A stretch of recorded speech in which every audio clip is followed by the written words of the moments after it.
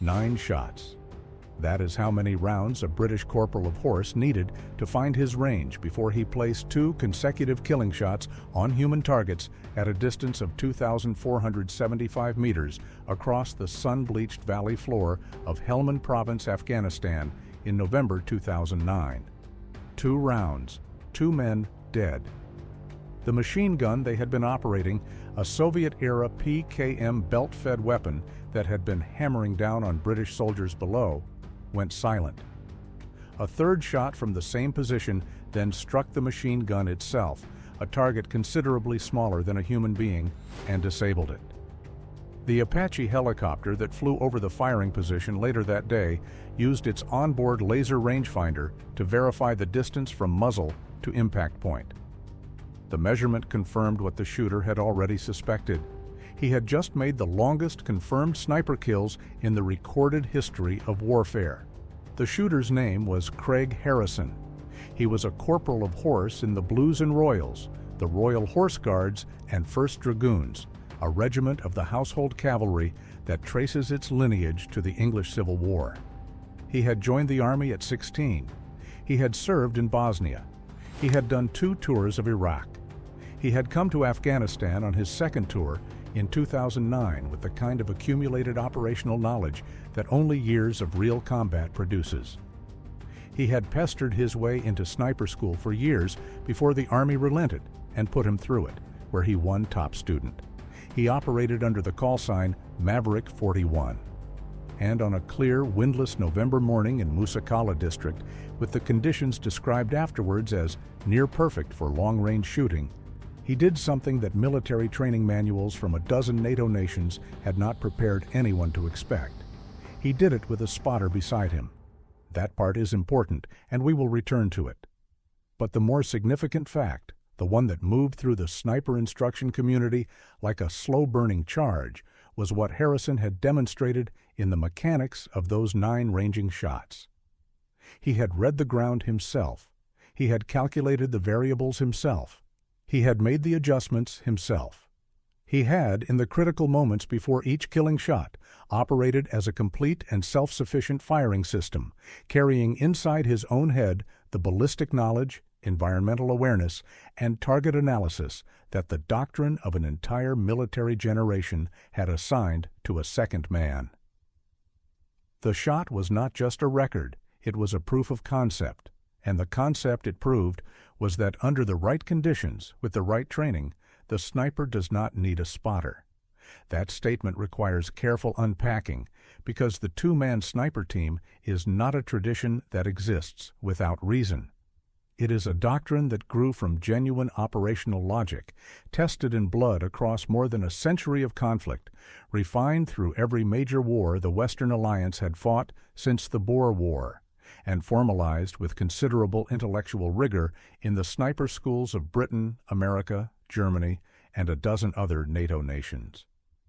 Military snipers from the US, UK, and other countries that adopt their military doctrine are typically deployed in 2-man sniper teams, consisting of a shooter and a spotter. The reasons are not arbitrary, they are structural. The shooter focuses mainly on firing the shot, while the spotter assists in observation of targets, accounts for atmospheric conditions, and handles ancillary tasks, such as immediate security of their location and communication with other parties, including directing artillery fire and close air support. The spotter reads the wind using an anemometer or physical indicators, like the mirage effect, produced by ground heat. In conjunction with the shooter, the spotter makes calculations for distance, angle shooting, mil-dot-related calculations, correction for atmospheric conditions, and leads for moving targets.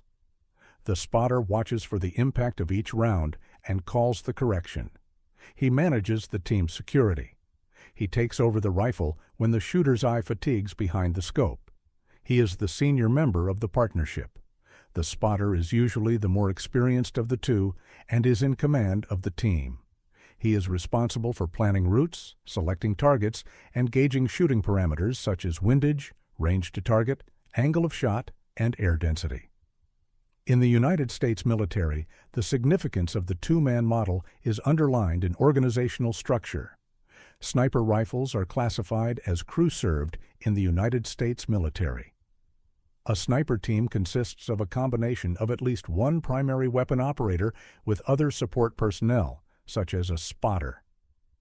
Within the table of organization and equipment for both the United States Army and Marine Corps, the shooter does not operate alone, but has a backup trained to fulfill multiple roles in addition to being sniper qualified. The architecture is deliberate. The system is designed around the assumption that no single man can simultaneously manage the mental and physical load of precision long-range shooting while also monitoring his environment, his flanks, his communications, and the atmospheric variables that will change between the moment he acquires a target and the moment he squeezes the trigger. One man aims, one man thinks. Together, they produce an outcome neither could reliably produce alone. That was the doctrine Craig Harrison grew up inside, and it was the doctrine the British Army had itself helped create more than a century before he ever put his eye to a Schmidt and Bender scope in the mountains of Helmand. The story of British military sniping begins not in the cold European valleys of the First World War, but in the open, baking landscape of South Africa at the turn of the 20th century. The first British sniper unit began life as the Lovat Scouts, a Scottish Highland regiment formed in 1899 that earned high praise during the Second Boer War. The unit was formed by Lord Lovat and reported to an American, Major Frederick Russell Burnham, the British Army Chief of Scouts under Lord Roberts. The Scouts were not conventional soldiers. They were drawn from the stalking culture of the Scottish Highlands, men who spent their lives tracking deer across featureless moorland, reading wind and terrain and distance the way most men read a printed page. The Second Boer War saw the creation of the United Kingdom's Lovat Scouts, who pioneered methods in observation and stalking, and notably introduced the ghillie suit to those wartime responsibilities. Their development of such critical skills and consequent legacy of accomplishment cement the United Kingdom's place as one of the principal founders of modern sniping. Using nothing but a 20-times spotting scope, it was accepted that a Lovat scout could observe troop movement in great detail at a distance of 10 miles and report on activity at distances up to 15 miles. These were not riflemen dressed up as scouts. They were the genuine article, men whose pre-military lives had trained them in exactly the skills the Army would spend decades trying to replicate in a classroom. The Boer War ended in 1902, and the British Army did what it habitually did in the decade following every hard lesson it had just learned. It largely forgot the lesson. Just as in most other countries, the British essentially discontinued the sniper role in the interwar period, getting rid of dedicated schools and relevant equipment. The telescopic sight was viewed with institutional suspicion. British Army advisors supposed that the telescopic sights attached to sniper rifles were too easily damaged and thus not well suited for military use. The Lovat Scouts remained, but as a regiment, not as a doctrine. When the British Expeditionary Force sailed for France in 1914, it had no systematic sniper training, no dedicated sniping schools, and no formal understanding of how to counter the very threat that would begin killing its soldiers in the first weeks of trench warfare. The Germans, by contrast, had arrived with scoped rifles and trained marksmen already in the field. During the Great War, the Germans fielded thousands of highly trained riflemen, usually equipped with telescopic-sighted rifles. British officers referred to them as snipers, harking back to the snipes in India. The effect was immediate and catastrophic. At the front, Hesketh Pritchard was shocked to learn of the high attrition rate due to well-trained German snipers. At this time, it was common for British regiments to lose 5 men a day to snipers. The man who dragged the British Army into the modern sniper era was not a career soldier. Major Hesketh Vernon Hesketh Pritchard, DSO, MC, commanded the 1st Sniper, Observation and Scouting School for the British Army during the First World War. Hesketh Pritchard's background prior to the war was mainly as a big-game hunter, and he was regarded by some as the world's best rifle shot. At the outbreak of war, Hesketh Pritchard applied for a commission, but was turned down because at 37 he was considered too old. He was eventually successful in obtaining a post as assistant press officer at the War Office and was sent out to the front lines in France in February 1915 as an eyewitness officer in charge of war correspondence. What he saw horrified him. German snipers were operating with near impunity. British soldiers were dying at predictable, preventable rates. Hesketh Pritchard was also dismayed by the poor quality of marksmanship amongst the British troops. He set about improving the quality of marksmanship, calibrating and correcting the few telescopic sights that the Army possessed. He then borrowed more sights and hunting rifles from friends and hunters back home and funded the acquisition of others from his own pocket. In the spring of 1916 at Lingham in France, Major Hesketh Pritchard founded the first Army School of Sniping, Observation, and Scouting. Starting with a first class of only 6, in time he was able to lecture to large numbers of soldiers from different Allied nations, proudly proclaiming in a letter that his school was turning out snipers at 3 times the rate of any such other school in the world. The results were measurable. The measures he introduced to counter the threat of German snipers were credited with saving the lives of over 3,500 Allied soldiers. And critically, Hesketh Pritchard's school was built from the ground up around the paired model. He advocated the allocation of signalers' spotting scopes for snipers working in pairs.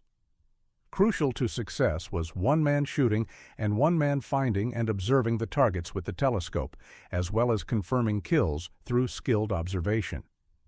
The two-man team was not an administrative convenience.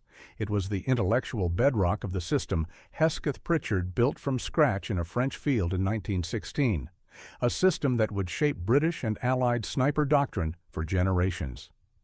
It also reflected the hard truth of the First World War battlefield. In a static trench environment where a sniper occupied a fixed loophole for hours on end and fired at fleeting, unpredictable targets at ranges measured in hundreds of meters across known ground, the division of labor between shooter and observer was practically perfect. One man needed to maintain eye contact with the firing position. The other needed to read the mirage above the wire, track the wind indicators across no man's land, identify the target, and call the shot. Neither task could be fully accomplished while simultaneously performing the other. The architecture of the two-man team was a response to the specific geography of trench warfare. The problem was that trench warfare was a historical anomaly. Most future conflicts would not resemble it in any meaningful way. The Second World War extended the two-man model into new environments without fundamentally questioning it.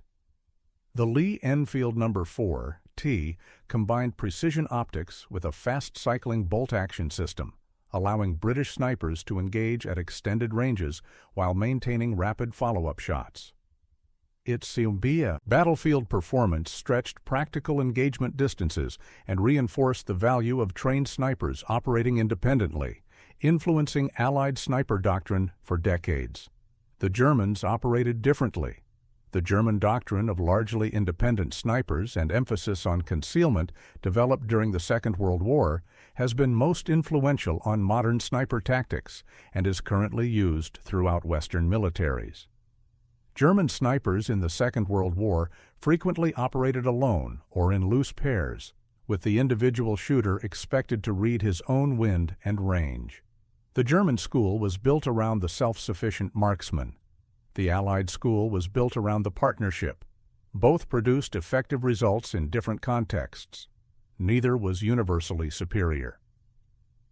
The Cold War calcified the Allied preference.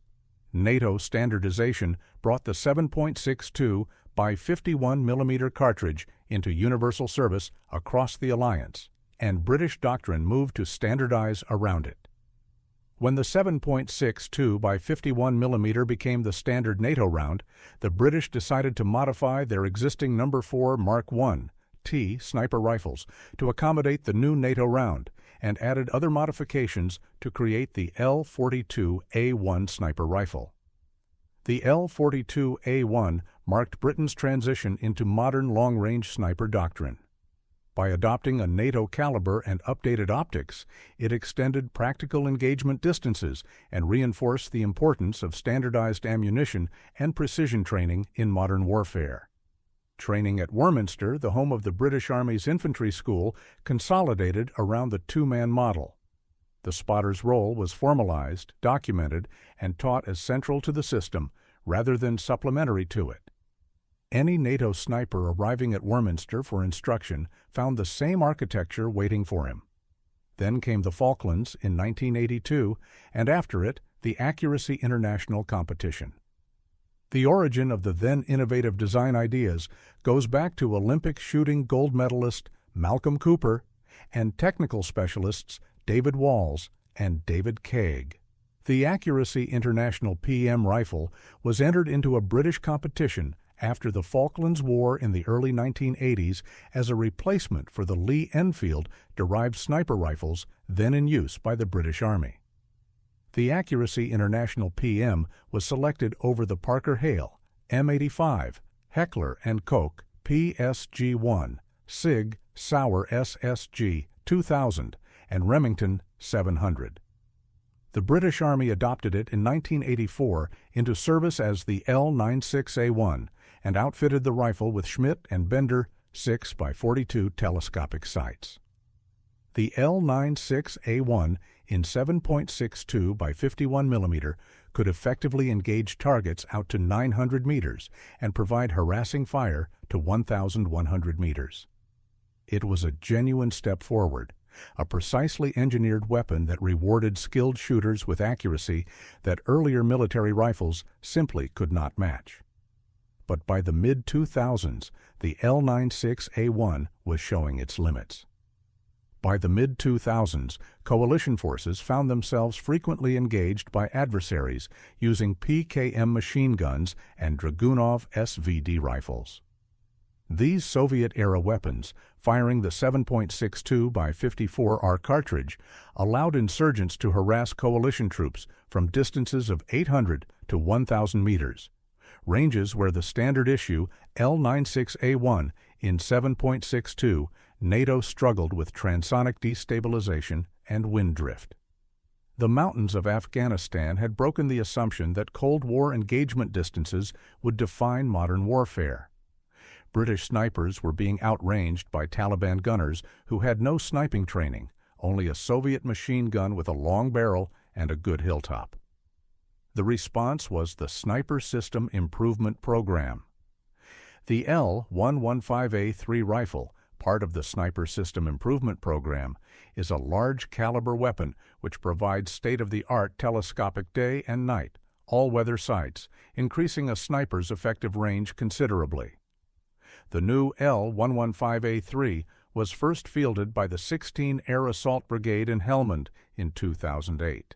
Chambered in the .338 Lapua Magnum round, it was developed as part of the Sniper System Improvement Program to replace the L96 and L115A1 sniper rifles previously employed with the British Army, Royal Marines, and RAF Regiment in Afghanistan and Iraq. Manufactured by Accuracy International, the L115A 3 long-range rifle fires an 8.59 mm bullet, which is heavier than the 7.62 mm round of the L96 and less likely to be deflected over extremely long ranges. It offered multiple improvements over the previous model, including a folding stock that reduced the length of the rifle when carried in a backpack and an adjustable cheek rest to allow the shooter to align with the new Schmidt and Bender 5-25 by 56 day scope. The rifle featured an enhanced suppressor which reduced the flash and noise signature and helped lessen the chances of detection. The .338 Lapua Magnum cartridge remained stable at ranges where the 7.62 NATO had begun to yaw and tumble in thin mountain air. It arrived in Helmand just in time for the conditions that would test it to its absolute theoretical limit. The man waiting for it was Craig Harrison. Harrison was born in 1974 in England and enlisted in the British Army, serving with the Blues and Royals Regiment of the Household Cavalry. He joined the British Army at the age of 16 and served for 22 years, primarily with the Blues and Royals as a sniper. The first time Harrison used a sniper rifle was when firing a Dragunov sniper rifle on a firing range near a British military base in Split, Croatia. The Balkans deployment had shown him the worst of what human beings did to one another when legal and moral order collapsed: mass graves, ethnic cleansing, and the casual brutality of a war that the international community watched at arm's length. He carried those images into Iraq, where 2 tours of a different kind of violence scraped away whatever remained of the illusions most young soldiers arrive with. By the time he pestered his way into sniper school, he was not a man trying to prove something.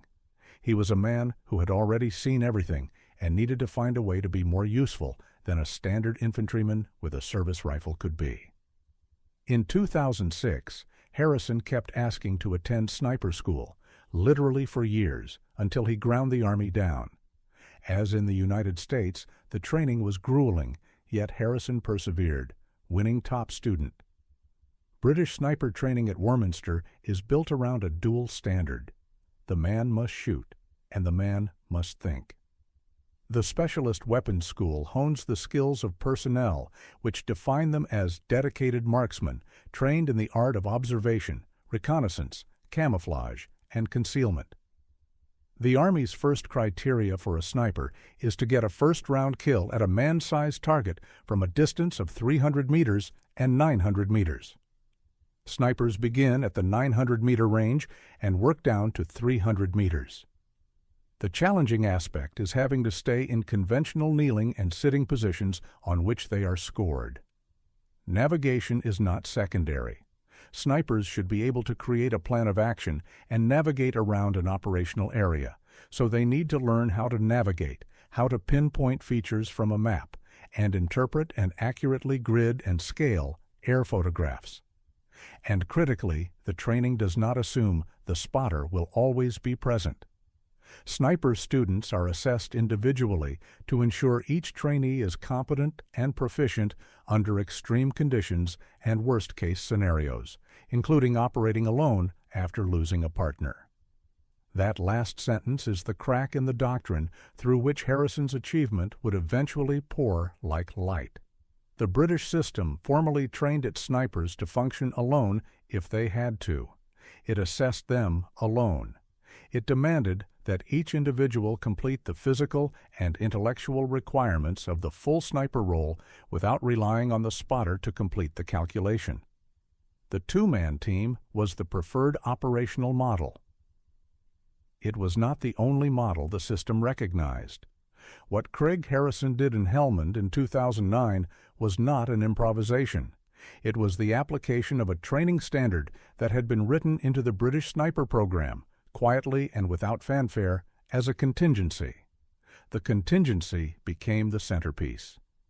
His second Afghanistan tour put him in Musa Qala district, a territory that had seen some of the most sustained fighting of the entire Helmand campaign.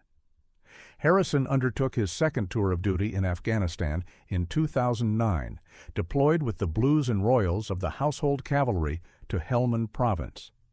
His unit operated primarily in the Musa Qala district, conducting mounted reconnaissance patrols using CVRT armored vehicles to secure supply routes and disrupt insurgent movements while facing persistent threats from ambushes, improvised explosive devices, and small arms fire.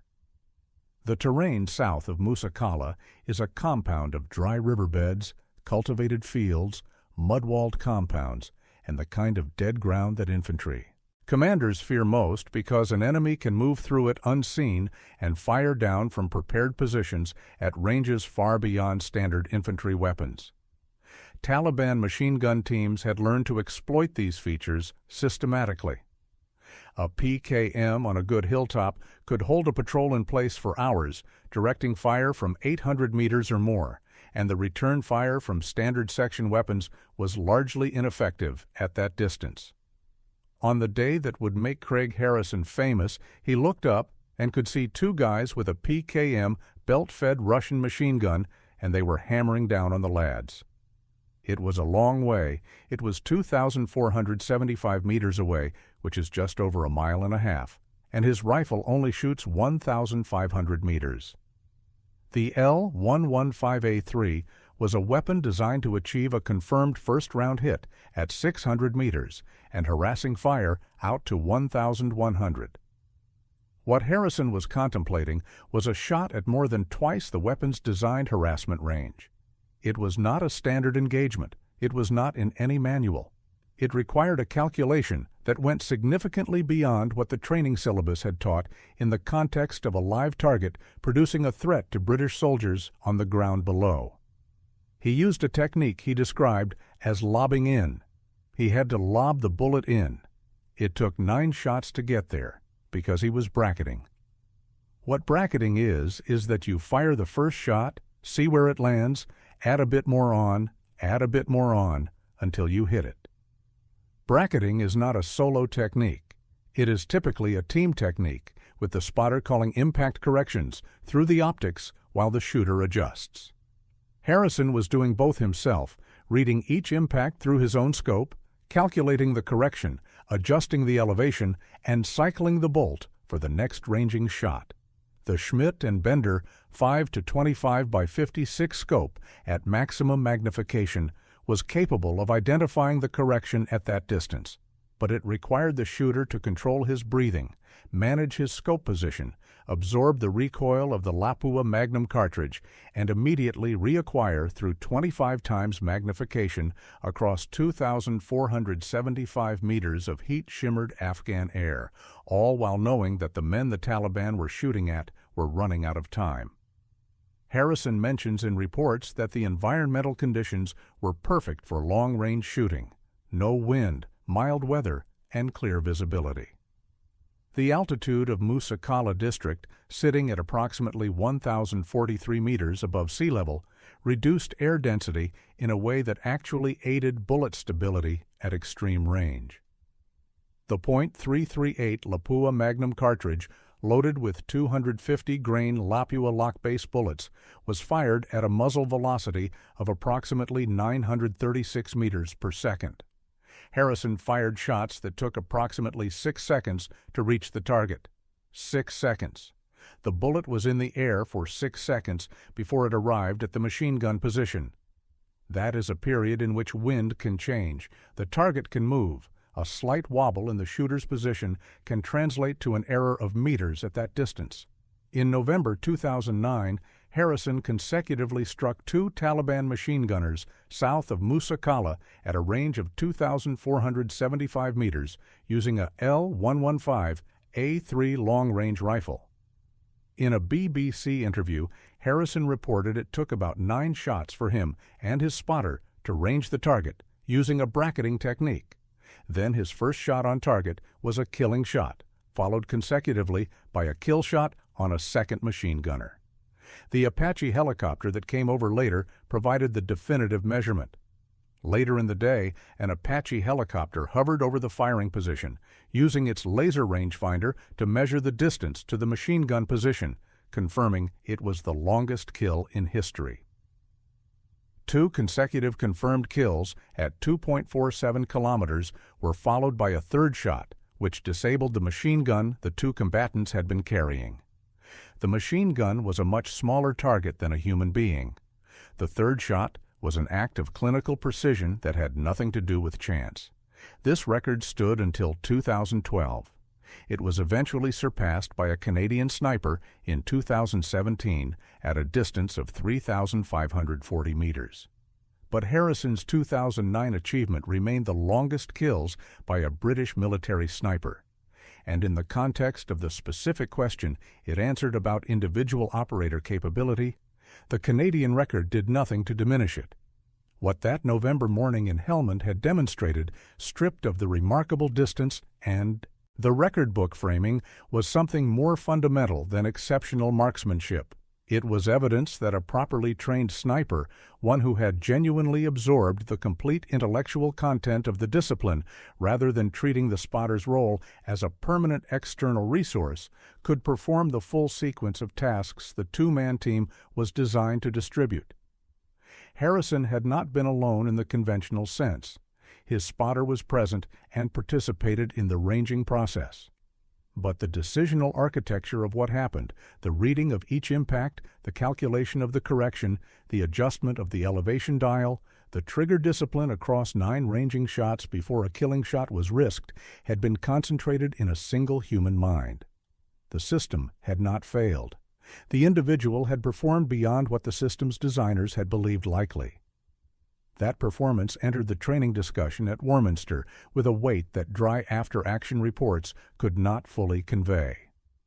Based at the Land Warfare School in Warminster, the Specialist Weapons School Sniper Wing holds the corporate knowledge for specialist weapons and provides centralized courses for commanders.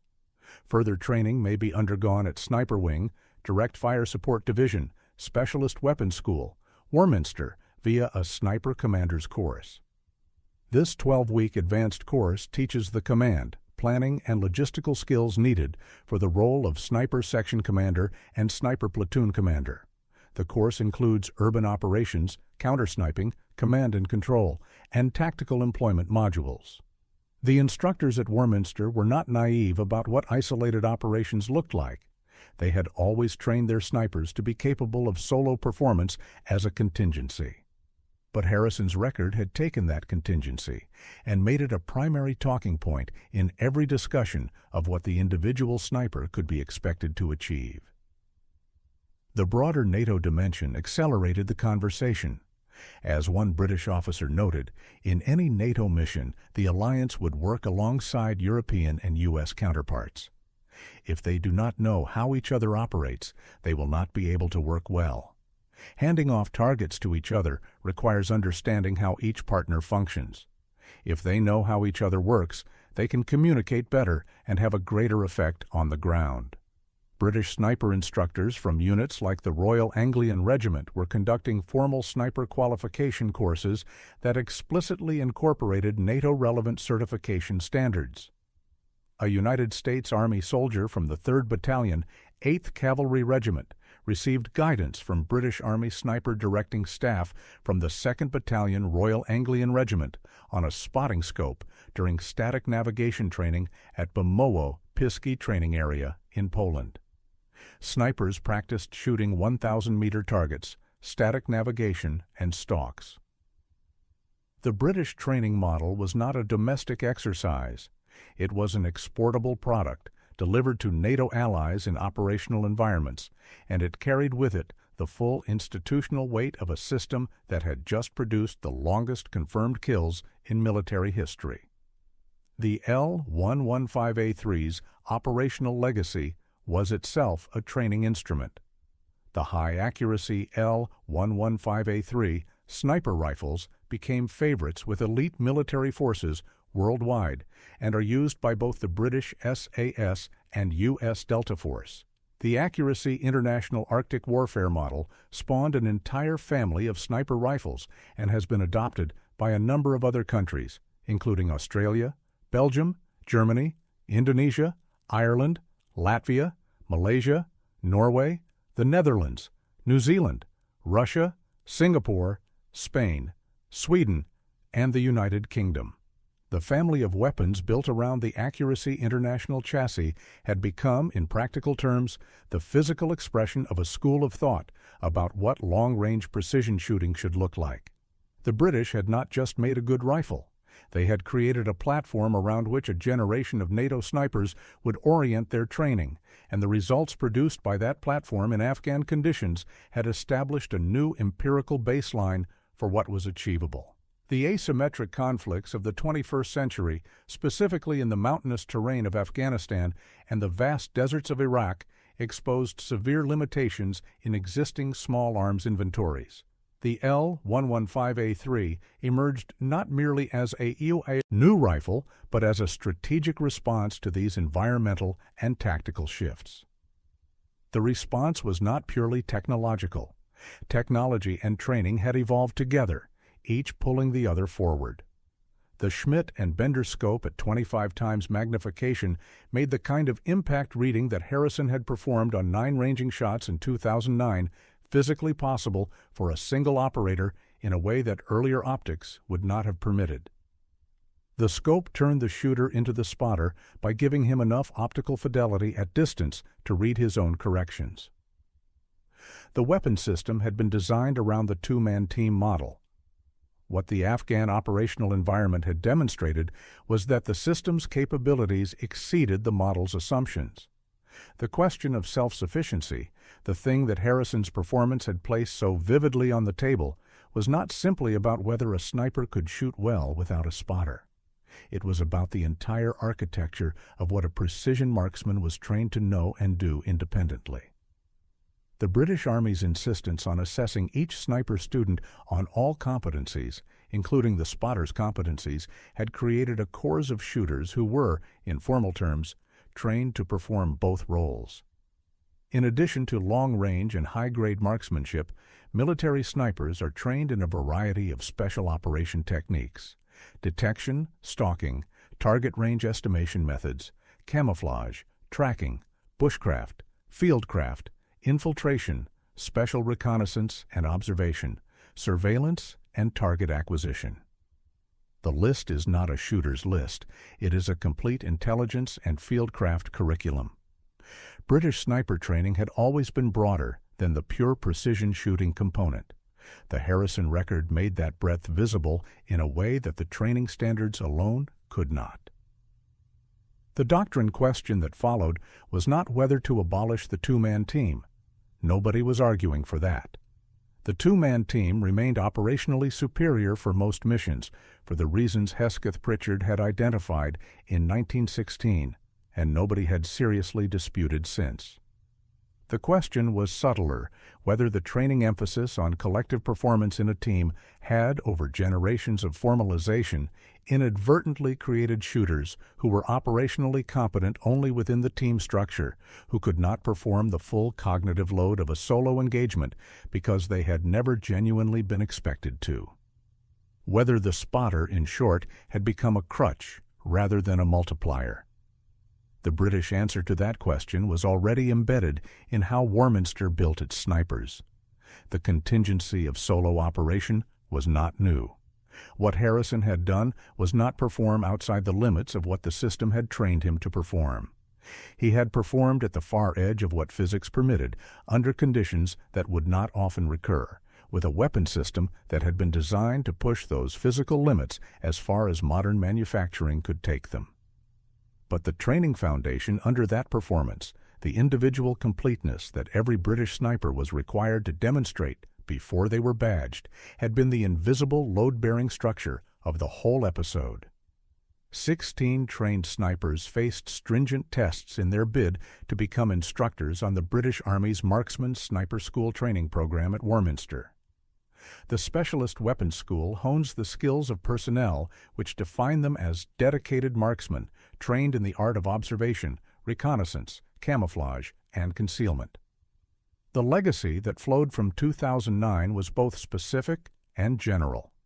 Specifically, the confirmed record, measured by an Apache laser rangefinder against a machine gun position across open Afghan valley floor, was a data point that permanently altered the empirically understood outer limit of what a bolt-action precision rifle in the .338 Lapua Magnum chambering could achieve in a real combat environment.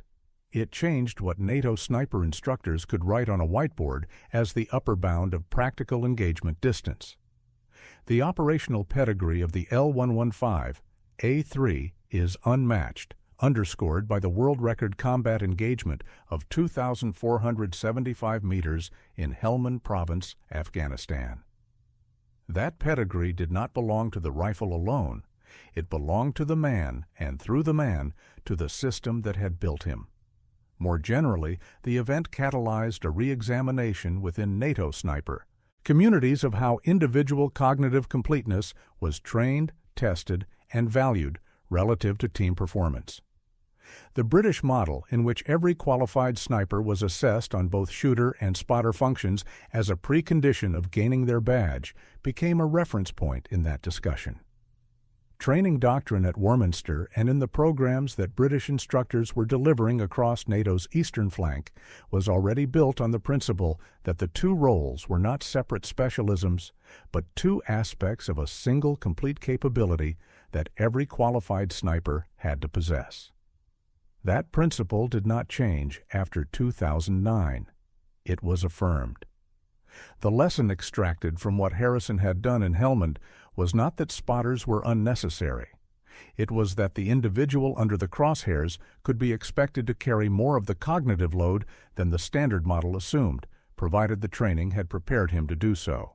Harrison served 22 years in the British Army, primarily with the Blues and Royals Regiment of the Household Cavalry, completing multiple tours of duty across the Balkans, Iraq, and Afghanistan. His career ended after he was seriously injured by an IED explosion in Afghanistan, leading to complex PTSD and eventual medical discharge. His regiment declined to accept a military cross on his behalf and mishandled media disclosures of his identity, exposing him to death threats from Al-Qaeda without protective measures. The Ministry of Defense eventually paid him compensation for the breach. The Army that had produced the most extraordinary individual sniper performance in the history of recorded warfare had not covered itself in institutional honor in the way it handled the man afterwards. He later documented his experiences in the autobiography, The Longest Kill, The Story of Maverick 41. Today, he is the founder of Maverick Survival School, a registered charity that delivers bushcraft training and nature-based therapeutic programs to support mental health recovery, particularly for veterans and others affected by trauma. The book's title is not purely about range. Every confirmed sniper kill is a long kill, measured not only in meters from muzzle to impact point, but in the years of training and operational experience compressed behind the moment of trigger pull. What the distance made visible was something that had always been present but rarely discussed openly. The degree to which the individual British Army sniper, built in a training system that descended in a direct institutional line from Hesketh Pritchard's school in a French field in 1916, was a complete operational system in himself. Not a half-team waiting for a partner, not a precision shooter dependent on an attached spotter to manage the variables. A complete marksman trained to understand every element of the shot sequence, capable of performing it under conditions the doctrine had never anticipated, across distances the weapon manufacturer had not designed for, against targets that were actively trying to kill the men he was protecting. The spotter was present on that November morning in Musa Qala. The record books confirm it. The 9 ranging shots were fired with the spotter participating in the process. But the question Craig Harrison answered was not whether the spotter was there. It was whether the man behind the rifle, in the moments that decided everything, needed him to be. The answer that came back across 2,475 meters of Helmand air was not ambiguous. It did not require a helicopter's laser rangefinder to read. It was written in the silence that followed the second shot, in the absence of PKM fire that had been pouring down on British soldiers seconds before, in the stillness of a machine gun position where 2 men had been standing and were no longer standing. A trained British Army sniper, with the right weapon, the right conditions, and the right mind, had dissolved the operational boundary between the 2 roles that the doctrine said required 2 men. He had not done it by ignoring the doctrine. He had done it by embodying the doctrine so completely that it had nowhere left to go but beyond itself. That is what changed. Not the pair model, not the school, not the training syllabus or the Warminster curriculum or the NATO qualification standards. What changed was the ceiling. What changed was what the sniper community understood to be the outer boundary of what a single trained individual operating with full cognitive command of both roles could reach out and touch. The ceiling went up by approximately 1,375 meters on a clear day in November, under conditions described as near perfect, in a valley south of Musa Qala, Helmand Province, Afghanistan. And it took 9 shots to find the range and 2 shots to prove the point.